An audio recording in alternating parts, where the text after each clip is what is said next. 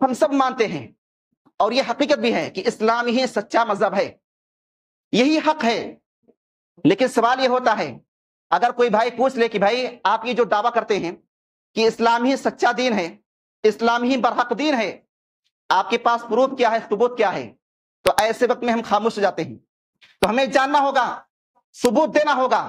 تو ہم کہیں کہ اللہ تعالیٰ نے قرآن کے اندر کہا ہے ان الدین عند اللہ الاسلام، کہ اللہ کے نزدیک دین اسلام ہے۔ ومن یبتغی غیر الاسلام دینا فلن یقبل منہ، اور جو بھی اسلام کے علاوہ کسی اور کو اپنائے گا قبول نہیں ہوگا۔ تو وہ شخص کہے گا یہ قرآن کیا ہے؟ تو ہم اور آپ کہیں گے قرآن یہ اللہ کی کتاب ہے۔ وہ کہے گا اس کا پروف کیا ہے، کیا ثبوت ہے کہ قرآن اللہ کی کتاب ہے؟ ہو سکتا ہے کسی انسان نے لکھا ہو، کسی جن نے لکھا ہو۔ تو اب آگے ہم جواب کیا دیں؟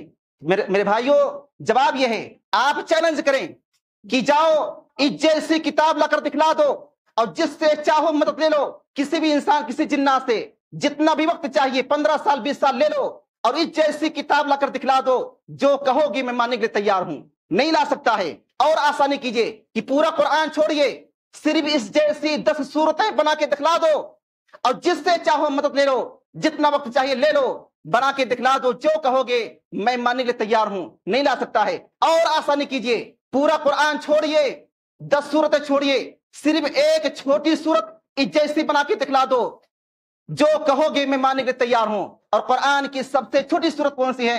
سورۃ الکوثر، صرف ایک لائن میں ہے، کہو ایک لائن اس جیسی بنا کے دکھلا دو، جو کہو گے میں ماننے کے لیے تیار ہوں۔ نہیں لا سکتا ہے، کیوں؟ یہ چیلنج ہمارا نہیں، اللہ رب العزت کا ہے۔ اللہ نے کیا فرمایا؟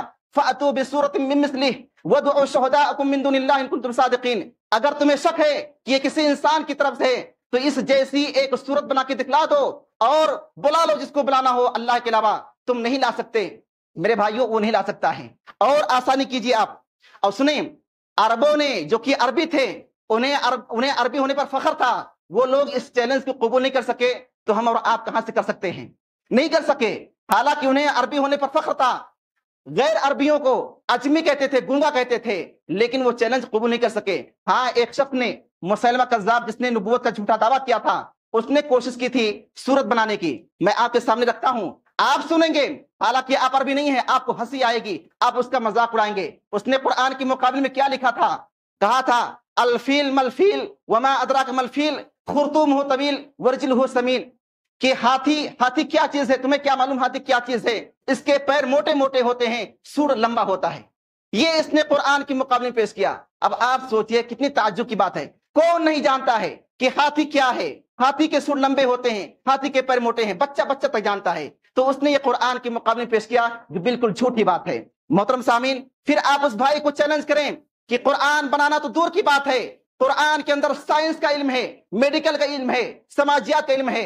آپ قرآن پڑھیے، انگلش میں ہے، ہندی میں ہے، اردو میں ہے، کوئی ایک غلطی نکال کر دکھلا دو، جو کہو گی میں ماننے کے لیے تیار ہوں۔ نہیں لا سکتا ہے، اور ہم اور